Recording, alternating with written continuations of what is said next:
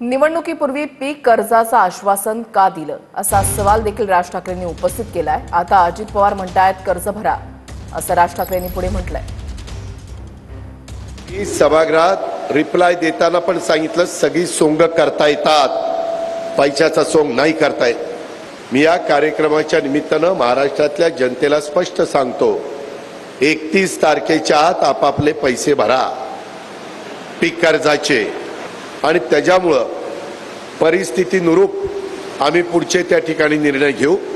आता तशा प्रकारची परिस्थिती नाही, त्याच्यामुळे या वर्षी पण पुढच्या वर्षी पण घेतलेल्या पीक कर्जाचे पैसे भरा। निवडणुकीच्या तोंडावरती तुम्हाला सांगितलं होतं शेतकऱ्यांना कर्जमाफी करू म्हणून सांगितलं होतं ना। काल अजित पवार बोललेत 30 तारखेच्या आत पैसे भरून टाका, कर्जमाफी वगैरे काही होणार नाही। म्हणजे निवडणुकीच्या तोंडावरती तुम्ही वाटेल त्या गोष्टी बोलणार, आणि निवडणूक संपल्यानंतर लोकांनी भाबडेपणाने मतदान केल्यानंतर तुम्ही आता ऐन मोक्यावरती बोलणार की पैसे भरून टाका म्हणून। अरे वा,